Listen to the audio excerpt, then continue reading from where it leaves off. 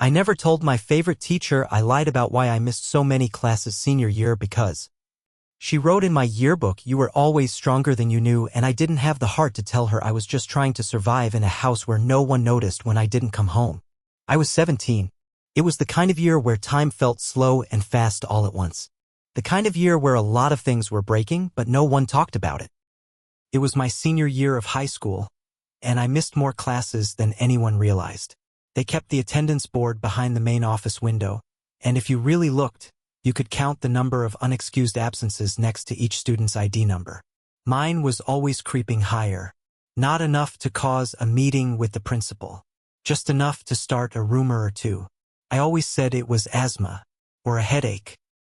Sometimes I'd just shrug and say family stuff in that vague tone people use when they don't want to talk.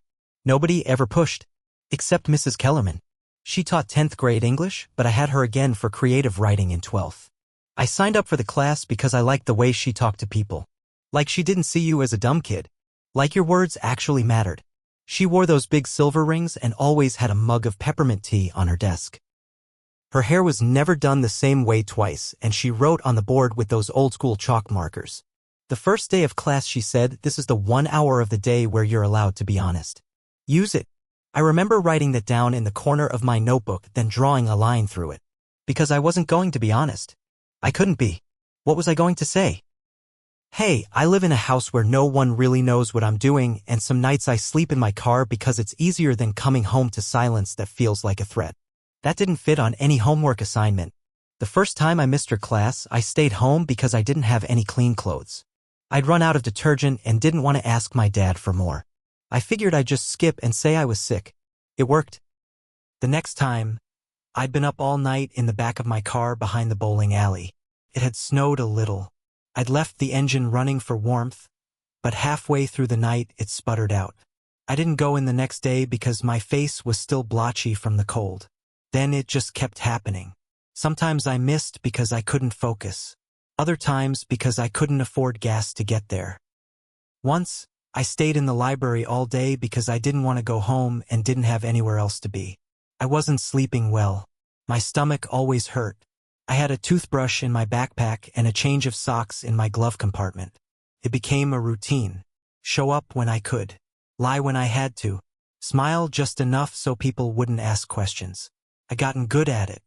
Except Kellerman. She didn't buy it. One day after class, she asked me to stay back. Everyone else was shuffling out, laughing about something that happened in lunch. I was trying to pack up quick, but she said real soft, "You've been gone a lot lately." I froze. "I know," I said, looking at the floor. "You okay?" I nodded too fast. "Yeah. My asthma's been acting up." There was a beat of silence. She didn't press. She just said, "You don't have to talk about it. But I want you to know you're not invisible here." I didn't know what to say. So I said nothing. Just nodded again and left. That sentence stuck with me. You're not invisible here. Because most days I felt like I was. At home especially. My dad worked nights and barely spoke. My mom was checked out. She watched church live streams all day and talked back to the screen like it was her real life. I'd come home and find the fridge empty and the front porch light off. Sometimes the door was locked, and I'd knock for 10 minutes before giving up and going back to my car. They weren't cruel. Just absent. Sometimes I wondered if I walked out and never came back, how long it would take for either of them to notice. So I just stopped going home as much. I slept at a friend's house twice, but I didn't want to become a burden. After that, it was mostly parking lots. I had a system. Walmart, then the YMCA if I needed a bathroom. Sometimes I'd park in the back of the church on Lincoln Avenue because the lot was quiet. I kept my hoodie pulled up and a hat over my eyes. The weirdest part is I still liked school, especially creative writing. I liked writing things that weren't true just to see if anyone could tell the difference. Mrs. Kellerman once read one of my stories out loud to the class. She didn't say my name, just read it and said, "This one's got a quiet kind of power." I held my breath the whole time. Then I skipped class the next day. At the end of the year, when we all got our yearbooks, I didn't expect her to sign mine. I figured she probably thought I was a flake, but she did. She found me in the hallway, smiled, and said, "You made it. Don't forget to keep writing." I didn't read what she wrote until later in my car. I was parked near the woods behind the community center. It was quiet. I flipped to the back page and saw her writing in that silver ink she always used. You were always stronger than you knew. Don't forget that. Kay. I stared at it for a long time, and then I cried. Quiet, shaking sobs that made my whole chest hurt, because I wanted to believe it. But the truth was I wasn't strong. I was just tired. I was surviving. I was hiding. And I had lied to her. She thought I was resilient. I was just a kid trying not to fall apart in public. And I never told her. Never told anyone. Not really. A few weeks after graduation, I saw her again. I was working the morning shift at a gas station off Route 17. The kind of job where you wear a name tag and count change with one hand while restocking cigarettes with the other. It wasn't glamorous, but it paid. I'd taken it because I couldn't do college yet. Couldn't afford it. Couldn't picture myself pretending to be fine in another town when I still hadn't figured out how to survive in my own. I was behind the counter when I saw her walking in. Hair pulled up, reusable shopping bag over her shoulder. She smiled at me like it was the most normal thing in the world. Hey, stranger. I froze. I hadn't seen her since the last day of school. Hey, Mrs. Kellerman. She walked up and placed a granola bar and a bottle of seltzer on the counter. Didn't expect to see you here.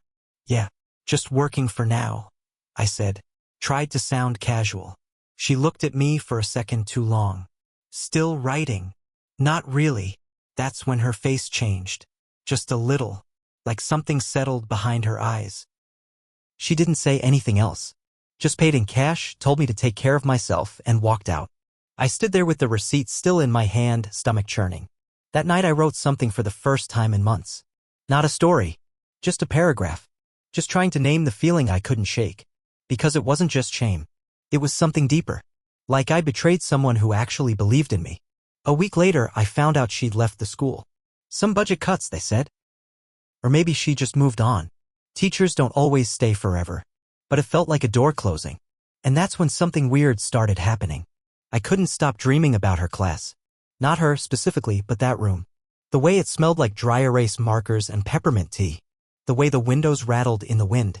The poster that said, "Write what you're afraid to say out loud." I kept seeing it. And then I started running into people from school. At the grocery store. At the laundromat. People who asked if I was taking classes somewhere. If I was going away in the fall. If I'd kept writing. Every time I lied. I didn't even think about it. Just nodded and smiled and said, yeah, I'm figuring things out. But I wasn't. I was sleeping in my car again, 3 or 4 nights a week.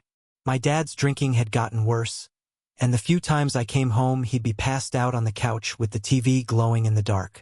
My mom didn't even come out of her room anymore.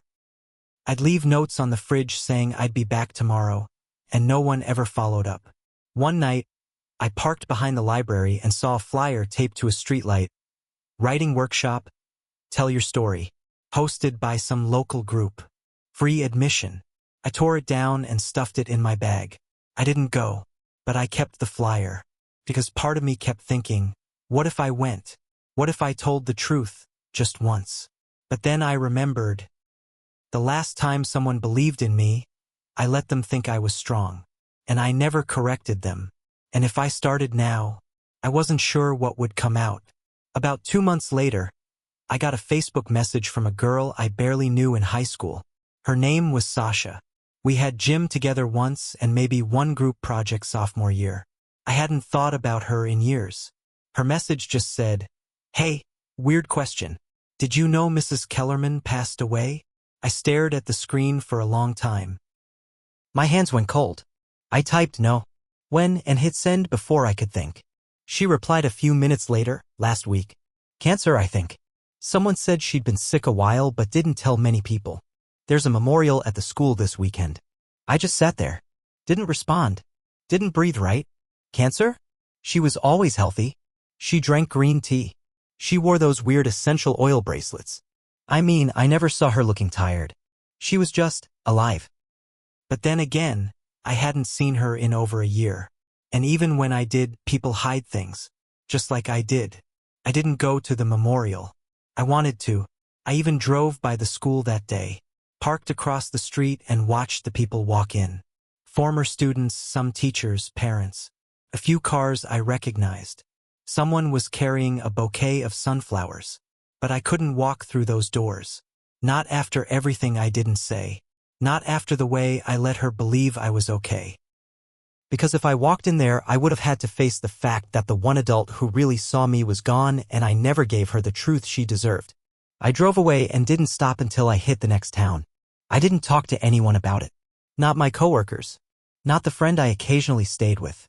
I didn't even tell my mom, who barely looked up from her tablet anymore. But I kept seeing that silver pen in my head. The one she used to write in my yearbook. You were always stronger than you knew. Except now, it felt less like a compliment and more like a ghost. That week, I pulled the flyer back out of my glove box. The one from the writing workshop. It was wrinkled and coffee-stained, but still legible. And that Saturday, I went. It was in the back of a community center, folding chairs and mismatched mugs. A dozen people, all older than me. One guy wore a Vietnam vet hat. Another woman brought her teenage daughter, who didn't say a word the whole time. When it was my turn, I froze. The facilitator, a woman named Jackie, said gently, "You don't have to share if you're not ready." I looked at the blank notebook in front of me. My hand was shaking. And then I said, there was a teacher. She believed in me more than I deserved. And the words started coming. Messy. Out of order. But real. That was the first time I said it out loud. I used to lie about why I missed school. I used to sleep in my car. I used to think disappearing wouldn't matter. I said her name. Mrs. Kellerman. I said she wrote in my yearbook and I never told her the truth. No one interrupted. No one looked away. When I finished, Jackie said softly, "That sounds like someone who made a difference. Even if you never said it." I nodded. But in my chest, something was breaking open. Because the truth is, I still didn't know if it was too late. Too late to write her back. Too late to tell her I wasn't strong, I was scared. Too late to admit I only survived because for 1 hour a day, someone saw me as more than just another quiet kid slipping through the cracks. Sometimes I still think about going back to that classroom just to sit for a minute. Just to feel what it was like to be seen. But the school's changed now. New teachers. New kids. Her name's probably not even on the staff list anymore. And I never got to say it to her, I mean. That I wasn't strong. I was just surviving. And even that felt like too much most days. So yeah. I guess that's why I never told her the truth. Because I needed someone to believe the lie. And she did. Completely.